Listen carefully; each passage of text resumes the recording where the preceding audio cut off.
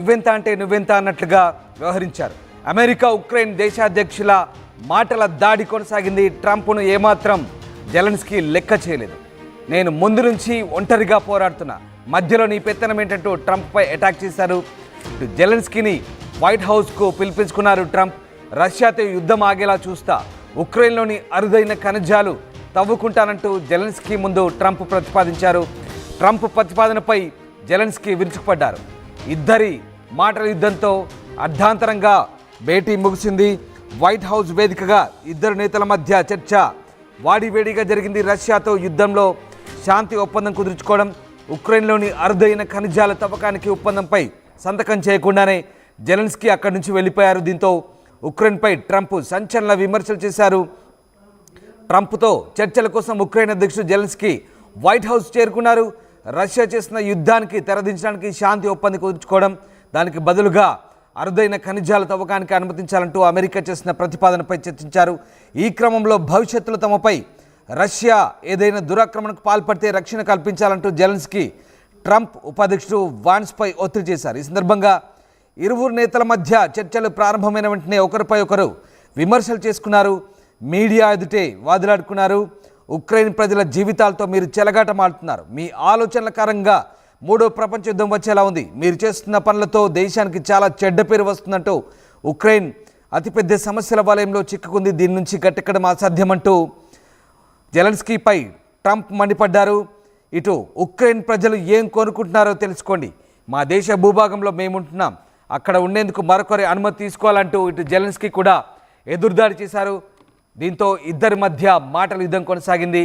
ఒకసారి ఆ ఇరువురు నేతలు ఎలా వాదులాడుకున్నారో చూద్దాం. Don't tell us what we're going to feel. We're trying to solve a problem. Don't tell us what we're going to feel. I'm not telling you. Because I'm you're in no answering position on to this question. dictate that. That's Remember exactly this. what I'm not You're in dictating. no position to dictate what we're going to feel. You We're going to feel very you will good. Feel influence. We're going to feel very good and telling very you, strong. You will feel influence. You're right now not in a very good position.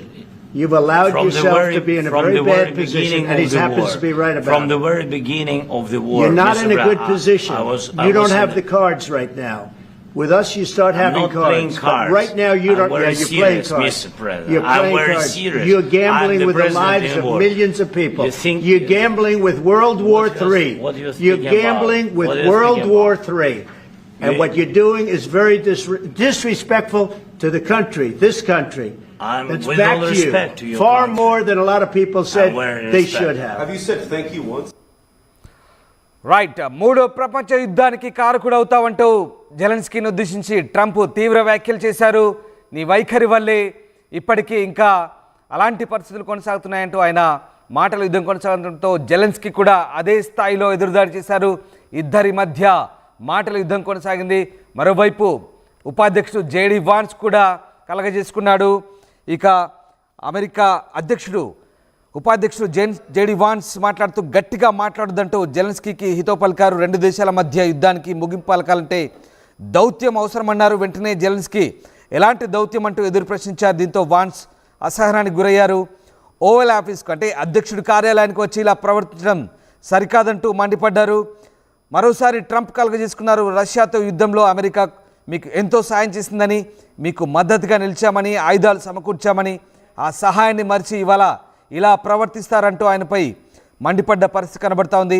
మొత్తానికి శాంతి ఒప్పందానికి అంగీకరించండి, అప్పుడే మీ దేశంపై బుల్లెట్ల మోత ఆగుతుంది, మరణాలు ఆగుతాయంటూ Trump తీవ్రస్థాయిలో మండిపడ్డారు. దీంతో అవును మీరు చెప్పింది నిజమే, 2 రోజుల క్రితం ఇదే మాటలు పుతిన్ కూడా అన్నారు. శాంతి ఒప్పందం గురించి మీ గత ప్రభుత్వ అధినేతలను అడగండి, ఏం చెప్తారో వినంటూ జెలెన్స్కీ ఘాటు వ్యాఖ్యలు చేశారు. దీంతో ఇక ఖనిజాల ఒప్పందంపై సంతకం చేయకుండానే అక్కడి నుంచి ప్రెస్ మీట్ మధ్యలోంచి జెలెన్స్కీ వెళ్ళిపోయారు. ఇక ఈ భేటీ అనంతరం ట్రంప్ సోషల్ మీడియా వేదికగా స్పందించారు. రష్యాతో శాంతి ఒప్పందానికి ఉక్రెయిన్ అధ్యక్షుడు జెలెన్స్కీ సుముఖంగా లేరంటూ ఆయన వ్యాఖ్యానించడం కోసం మేరకు శాంతి ఒప్పందానికి రష్యా అధ్యక్షుడు పుతిన్ సిద్ధంగా ఉన్నారని రాసుకొచ్చారు. ఈ నేపథ్యంలో రష్యా ఉక్రెయిన్ మధ్య పోరు ఎలా ఉంటుందో అనే ఆందోళన వ్యక్తం చేశారు. మొత్తం మీద వైట్ హౌస్ వేదికగా అంతర్జాతీయ మీడియా ప్రతినిధుల సమక్షంలోనే ట్రంప్ అలాగే జెలెన్స్కీ మధ్య కొనసాగిన మాటల యుద్ధం ఒక రకంగా ఆసక్తి రేపింది. మొత్తం మీద ఇరు దేశాధినేతలు వాగ్వాదాన్ని దిగారు. అంతర్జాతీయ మీడియా ప్రతినిధుల ఎదుటే ఒకరినొకరు నిందించుకున్న పరిస్థితి కనబడతా ఉంది. మమ్మల్ని డిక్టేట్ చేస్తావా, మాకే నీతులు చెప్తావా అంటూ అమెరికా అధ్యక్షుడు డొనాల్డ్ ట్రంప్ తీవ్ర స్థాయిలో జెలెన్స్కీని హెచ్చరించడం కనిపించింది. అలాగే జెలెన్స్కీ కూడా అదే స్థాయిలో ఎదురుదాడి దిగారు. మీరు గట్టిగా అరిచినంత మాత్రాన నేనేమి భయపడను, మా దేశ పౌరులు మేము దృఢ సంకల్పంతో ఉన్నామంటూ ఆయన కూడా ధీటుగా జవాబిచ్చిన పరిస్థితి. రష్యా వ్యాఖ్యల్ని మీరు కూడా సమర్థిస్తున్నారు.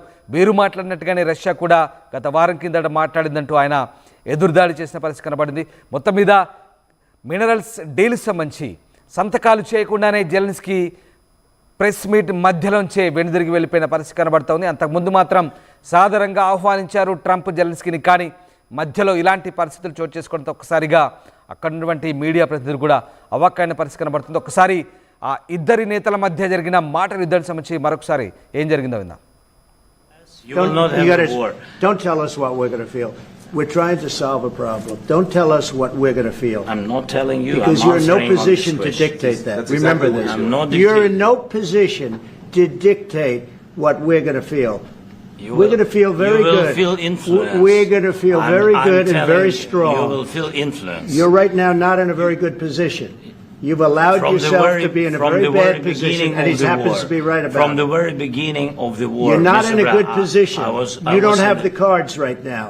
With us, you start I'm having not playing cards. cards. But right now, you I'm don't. very Yeah, you're playing serious, cards. Mr. President. You're I'm playing very cards. serious. You're gambling I'm the with the president lives in of war. millions of people. You think- You're gambling with World War What do III. what do you think You're gambling about? with What do you World think War about? III. And You- what you're doing is very disrespectful to the country, this country. I'm That's with back all to respect to you. your Far country. more than a lot of people said I'm very they respect. should.